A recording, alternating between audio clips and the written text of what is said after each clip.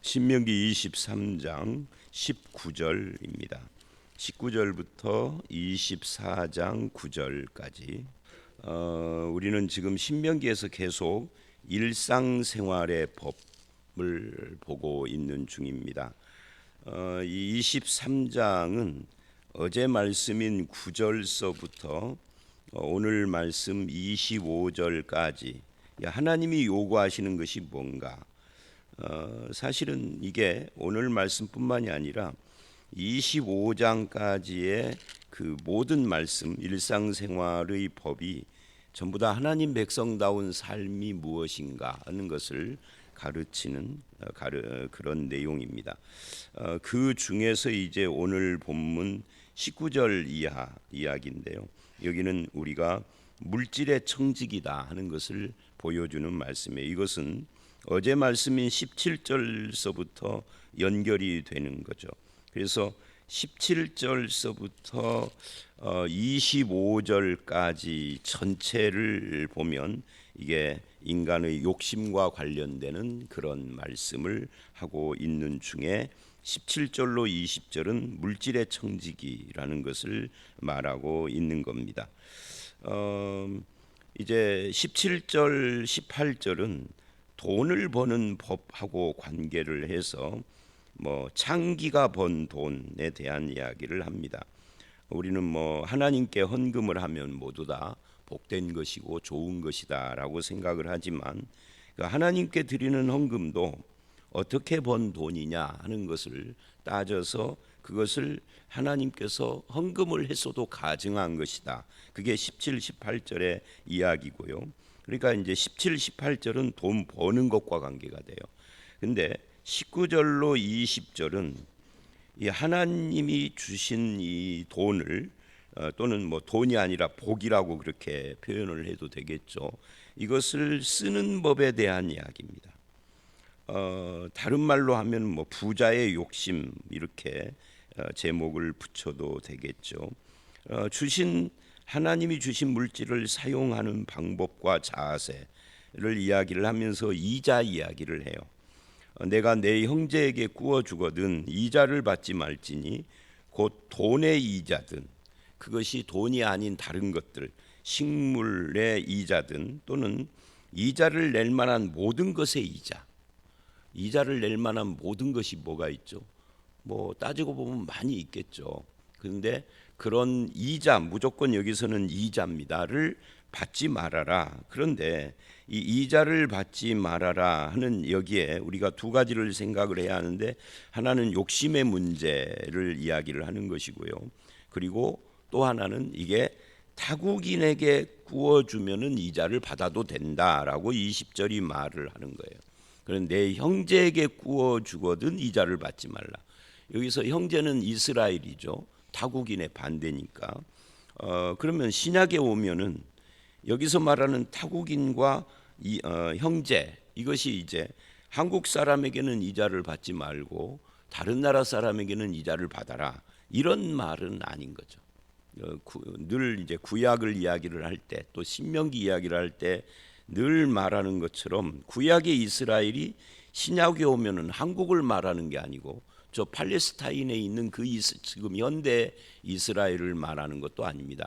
예수 그리스도가 오신 뒤에 이건 이스라엘의 개념이 완전히 바뀐 거예요. 로마서 9장부터 11장이 바로 그 문제를 다루는 거죠. 예수 안에서 이스라엘이 성취가 돼서 이제는 영적으로 이스라엘이 된 거지 육체의 이스라엘은 아니다. 그래서 영적 이스라엘, 영적인 할례도 마음의 할례 이런 이야기를 하는 거잖아요. 그래서 여기서 말하는 형제는 사실은 우리 믿음의 형제 적용을 해야 하는 거고요.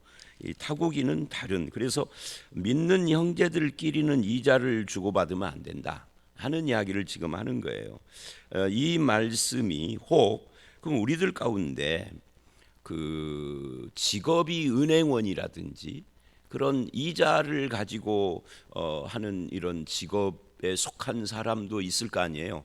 그러면 그 직업은 하나님 앞에 잘못된 것이냐, 이렇게 생각을 할 수도 있는데 그런 건 아니다는 거예요.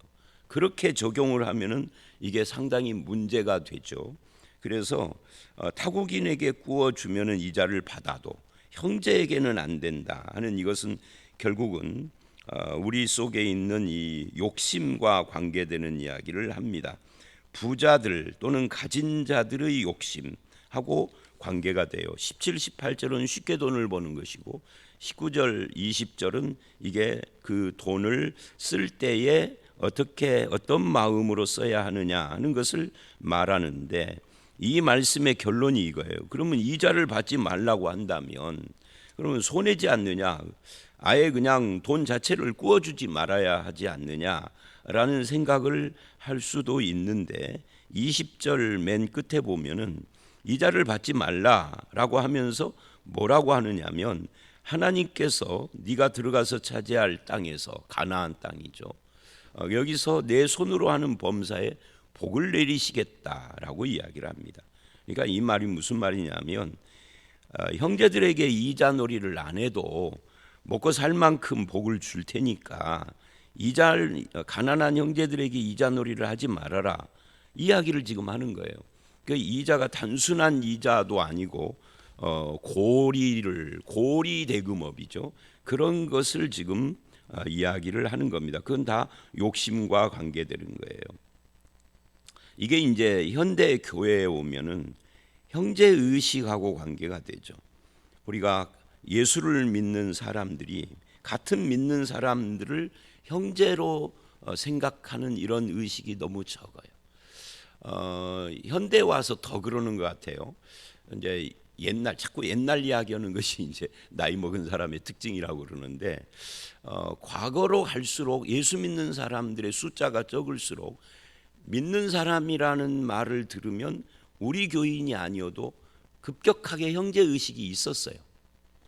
그런데 언젠가부터 그 언젠가가 언제인지는 모르겠는데 대충 저의 경험과 느낌으로는 한 90년대, 80년대까지는 그래도 조금 그런 것이 남아 있었는데 90년대 이후는 우리 교인이 아니면은 예수 믿는다고 그래서 형제 의식을 잘 안 갖는 것 같은 그런 느낌이 강했습니다. 근데 사실은 우리가 교회가 달라도 믿는 사람은 형제여야 하는 거죠. 근데 이제 또 2000년대 오면은 이게 이단들이 너무 극성을 떨면서 같은 교인이라도 새로운 사람을 경계해요. 이게 목사들하고 이야기를 하면 모든 목사님들이 다 똑같더라고요. 옛날에는 새신자가 오면 무조건 환영인데 이제는 새신자를 오면 일단은 간을 봐야 돼. 이게 혹시 신천지 아닌가? 혹시 이상한 사람 아닌가? 그리고 신앙도 참 다양하게 이상한 변종들이 꼭 이단이 아니더라도 이상한 신앙 가진 사람들이 너무 많아져 가지고 이게 왈칵 같이 예수 믿는다고 그래서 마음을 터놓기가 참 어려워요. 그래서 이게 참 우리들의 비극이라고 할 수가 있는데 지금 이 성경은 하나님께서 범사에 복 주시니 형제들에게는 이자놀이 하지 말아라 이렇게 이야기를 하면서 하나님의 복, 형제의식 그리고 내게 있는 물질을 쓰는 태도 이런 것들을 지금 말하고 있는 것이다.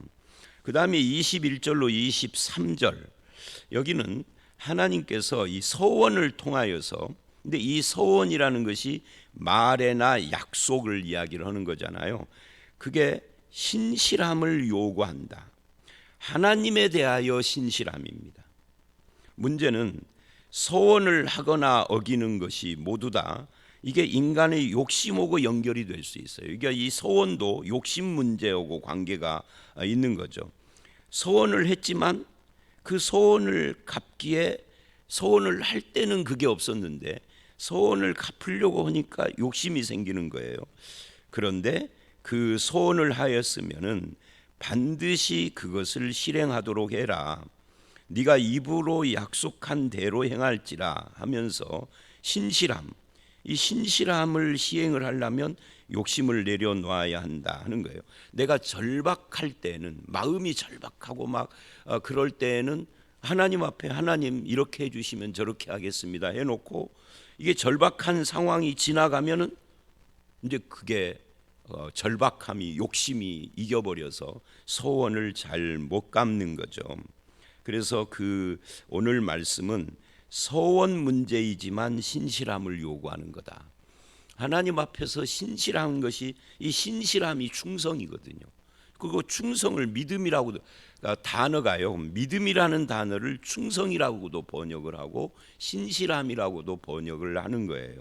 그래서 우리가 믿는다면 하나님 앞에 신실한 삶을 살아야 한다 하는 것을 보여주고 있는 그런 말씀이라고 할 수가 있고요. 그 다음에 24절로 25절도 이것도 욕심과 또 관계가 돼요. 그러니까 이 19절서부터 25절은 다 욕심과 관계가 되는 그런 내용입니다.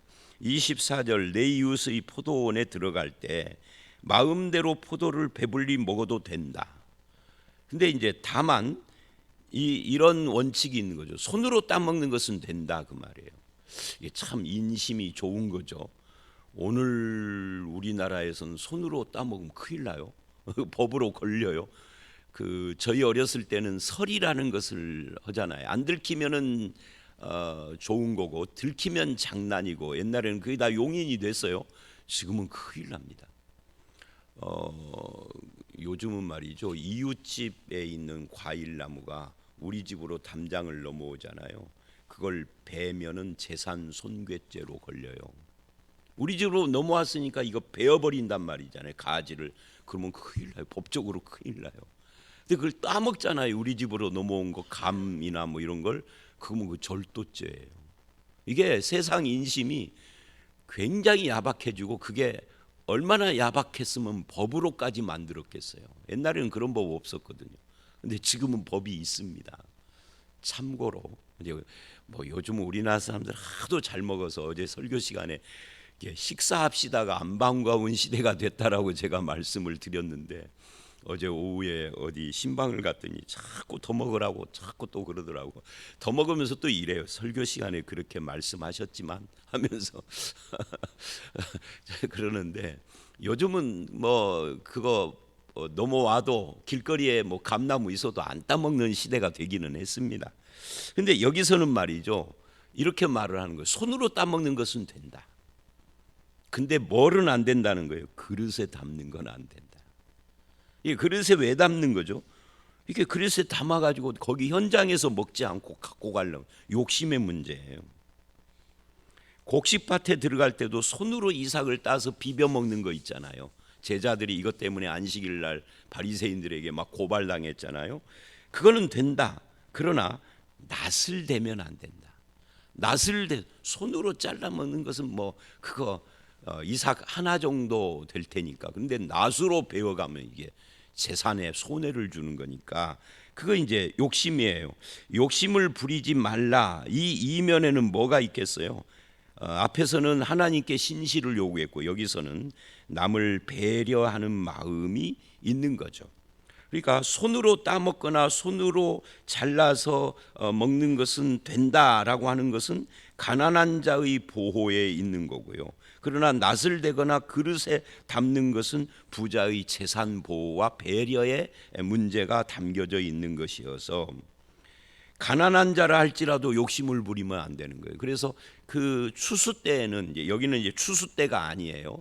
추수 때에는 땅에 흘려진 곡식단은 얼마든지 가난한 자들이 가져가잖아요. 룻기가 바로 그 이야기 나오는 거예요. 그런데 만약에 추수하는 현장에 와가지고 무슨 낙 같은 걸로 내가 막 베어 간다든지 하면은 안 되는 거죠. 근데 이제 이 추수 때하고 관계해서는 또 이런 것도 있어요. 주인이 일부러 한쪽 구석을 안 베고 놔두면 그거는 베어갈 수 있는 거죠. 그러니까 오늘 본문은 거기까지 다루지는 않는데, 가난한 자를 보호하되 부자의 재산도 보호하고 동시에 가난한 자의 욕심도 통제를 하는, 그래서 이게 욕심과 관계되는 이야기다. 남을 배려하는 문제가 여기에 있다. 그래서 여기까지를 놓고 보면 결국은 돈 버는 법도 중요하지만 돈 쓰는 법에서도 형제를 섬기고 사랑하는 이 욕심의 문제, 그 다음에 소원 문제에서는 하나님께 신실함을 요구를 하는데 인간의 욕심 때문에 그 신실함을 시행하지 못하는 문제, 그 다음에 이제 그 포도원이나 곡식 이야기를 할 때도 남을 배려하되 가난한 자를 보호하고 부자의 재산도 보호하고 가난한 자의 욕심도 통제하는 이것을 지금 이야기를 하고 있다 하는 겁니다. 그 다음에 이제 24장을 가서 보면 여기는 이제 가정 이야기를 해요. 1절로 9절이 가정 이야기죠. 근데 먼저 1절로 5절을 보면 가정의 중요성을 이야기를 하면서 이혼 문제를 이야기를 합니다. 근데 성경은 인생을 살아갈 때 발생하는 여러 가지 문제들에 대해서 일률적으로 판단을 하는 그런 경우가 없고요. 여러 가지 케이스들을 다 함께 이야기를 합니다. 그래서 딱 정해놓고 여기에 해당이 안 되면은 전부 다 해당되는 것은 전부 다 죄인이야 하고 이거는 할 수 없어 이렇게 하는 것이 아니라 이혼이 불가하다 하는 것이 성경의 원칙이지만, 그래서 이 말씀, 이 이혼 증서 말씀 1절에 나오는 이걸 가지고 바리새인들이 예수님께 질문을 했잖아요. 모세가 이혼 증서를 써 주라고 그랬는데 당신 생각은 어떻습니까? 그래요. 그들이 질문을 할 때 이혼 증서를 써서 여자를 버려도 된다 이렇게 질문을 해요. 그때 예수님이 뭐라고 대답을 하느냐면 창세기를 가지고 하나님이 짝지어 주어서 둘이 한 몸이 된 걸 나눌 수가 없다. 그러니까 원칙이에요. 결혼의 원칙은 나눌 수 없다예요. 이혼 불가능해요. 그런데 현실은 이혼이 있어요. 그래서 이 본문은 그 현실에 대한 이야기예요.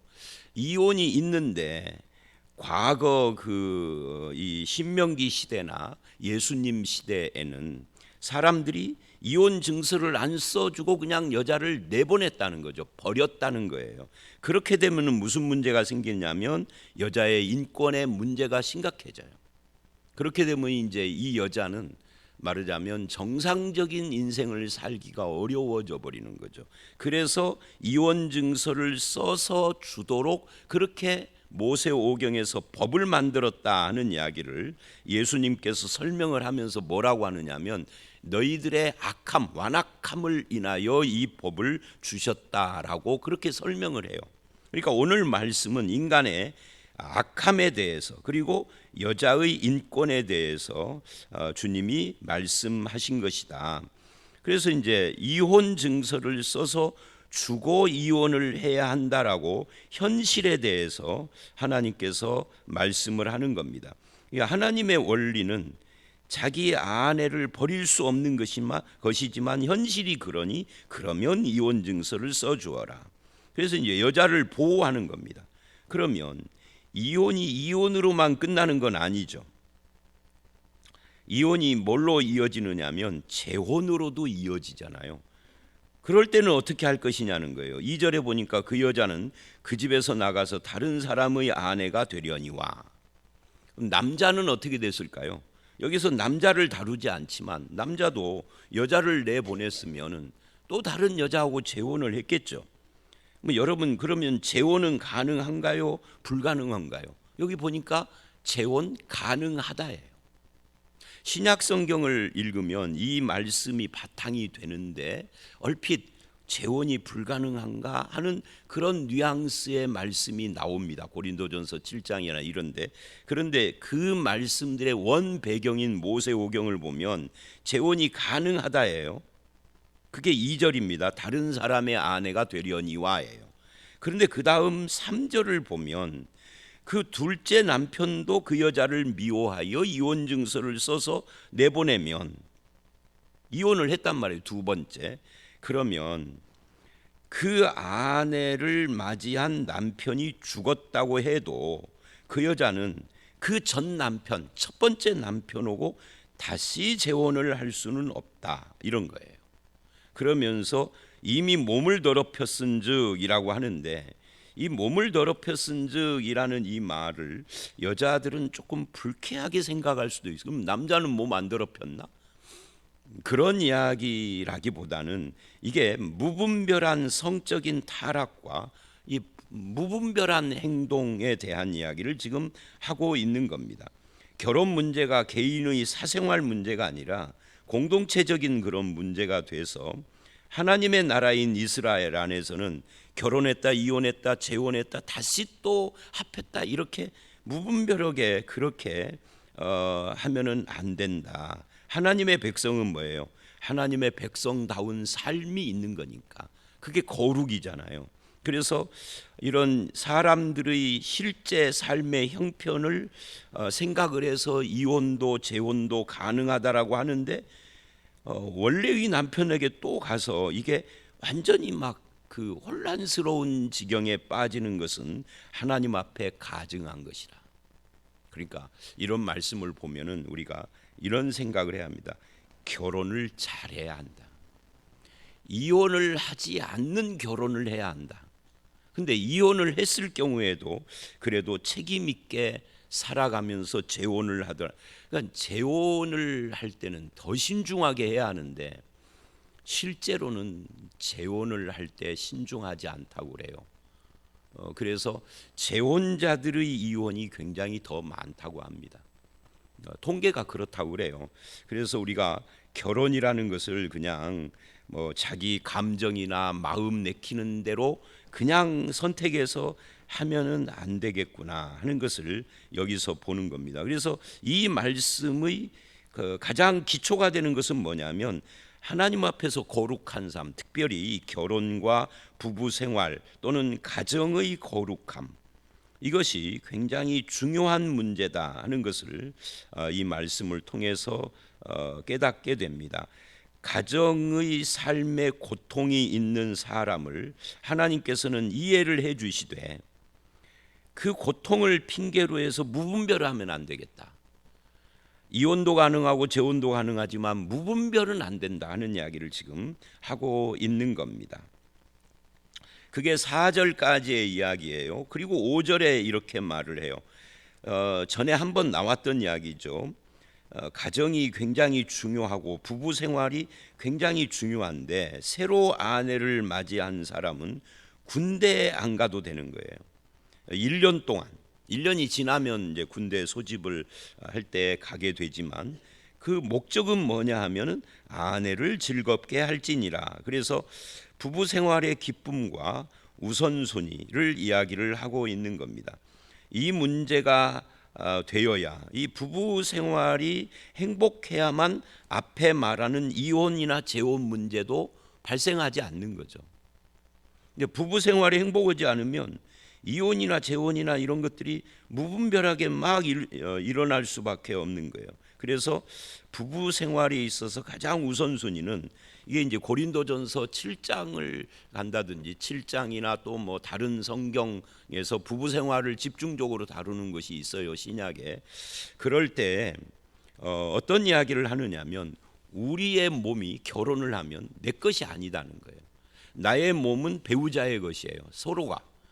그의 몸도 내 것이고 내 몸도 그의 것이고. 그 말은 무슨 말이냐면 이 본문에서 아내를 즐겁게 해라. 아내를 즐겁게 하라를 여자에게 적용을 하면은 남편을 즐겁게 하는 거죠. 이게 부부에게 있어서 굉장히 중요한데요. 이게 왜 중요하냐면 이게 뭐 이건 너무나 당연한 평범한 이야기 아니야라고 할 수 있지만 실제로 삶의 현장, 기독교인의 삶의 현장에서는 이게 제대로 안 되는 경우가 굉장히 많음을 제가 직접 보고 경험을 많이 했어요. 아주 오래전에 이 이야기를 제가 한 적이 있는데요. 어떤 분이 이혼을 하고 우리 교회 교인 오고 어렸을 때 친구인데 이제 말하자면 놀러 온 거예요. 근데 놀러 온 것이 일부러 놀러 온 거예요. 왜냐하면 그 친구를 이렇게 생각을 나중에 고백을 이렇게 했다고 그 친구 되는 우리 교회 집사한테 제가 들은 거예요. 여기서 우리 교회는 잘 생각을 하시고 들으십시오. 지금 현재 우리 교회인지 과거 우리 교회인지 그건 제가 말을 지금 안 했는데 이렇게 말을 하더랍니다. 너하고 나하고 같은 교회에서 어렸을 때부터 고등학교 때까지 컸는데 그리고 나는 서울로 시집가고 너는 이 전라북도에서 결혼을 했는데 거기도 믿는 남자에게 결혼을 했고 여기도 믿는 남자에게 결혼을 했습니다. 그런데 이혼을 하면서 교회를 바꿔 서울에 간 그 교회도 자기가 이 고향에서 다녔던 교회고 비슷한 신앙관이 있는 그런 교회를 다녔대요. 그리고 이혼을 한 다음에 이제 뭐 남들 보기도 그렇고 그러니까 이사 갔다고 핑계김에 교회를 옮겼는데 이게 전혀 다른 말씀을 배운 거예요. 그리고 이제 크게 후회를 한 거죠. 내가 이혼 당한 것이 내 탓이구나. 내 잘못된 신앙관 때문이었구나. 그리고 이제 친구가 생각난 거예요. 내 친구도 나하고 신앙이 똑같은데 쟤도 지금 가정생활에 큰 문제가 있을 거야. 그래서 일부러 시간 내가지고 고향을 찾아온 거예요. 그래서 한 3일을 같이 있으면서 이야기를 한 거예요. 내가 신앙관이 잘못돼가지고 내가 전 남편이 나에게 엄청 아마 상처를 받다가 견디다 못해 이혼 선언을 한 거다. 그때는 내가 남편을 원망했지만 새로운 교회에서 말씀을 듣다 보니까 내 신앙이 잘못됐구나. 그래서 네가 생각났다고 왔더래요. 근데 와서 대화를 해보니까 이 친구는 바뀌어 있는 거예요. 자기하고 똑같을 줄 알았는데 생각이 바뀌어 있는 거예요. 그래서 갔다고 나중에 저한테 고백을 하더라고요. 그게 뭐냐면은요, 너무 거룩해서 남편을 즐겁게를 못 해줬어. 파김치가 돼가지고 맨날 퇴근을 했는데 옛날에는 뭐 토요 휴무를 안 턴 때입니다. 토요일 날 반공일이라고 했잖아요. 그러니까 토요일 날 오후에 한 1시 2시쯤 되면 이제 퇴근해서 오면은 씻고 좀 있다가 그때는 이제 저녁 때쯤 토요일 저녁 때쯤 부인 손 좀 잡아보려고 그러는데 어떻게 신앙을 배웠느냐면 토요일은 주일을 준비하는 날이라 절대 남편 손도 못 잡게 하는 거예요. 주일은 거룩한 날이니까 아예 옆에도 못 오고 이 생활을 10년 이상 하다 보니까 남편이 난 너하고 못 살겠다가 된 거예요. 남편도 집사인데. 그러면 안 돼요. 그죠? 아내를 즐겁게 할지라 이 아내를 남편으로 바꿔보세요. 이 결혼 생활이 뭐냐 하는 거예요. 이게 없으면 뭐 결혼 뭐로 해요? 혼자 살지. 그래서 그런 문제를 지금 말하고 있는 겁니다. 그 다음에 6절로 9절 여기 이제 맷돌이나 뭐 윗짝을 전당 잡지 말지니 그 생명을 전당 잡. 이게 무정무자비한 삶을 지금 이야기를 하는 겁니다. 또 이스라엘 자손 중 한 사람을 유인하여 종으로 삼거나 판 것이 발견되면 죽여라. 이게 다 무정무자비를 말하는 거예요. 인간의 형편을 이해를 못 해주는 그런 뭐 이제 현대로 말하면 뭐 무슨 뭐 사월세를 안 냈다 해서 가스 전기를 끊어버린다든지 수돗물을 잠가버린다든지 이런 거고 관계가 되는 이야기죠. 그게 6절 말씀이죠. 또 7절 같은 데에도 마찬가지입니다.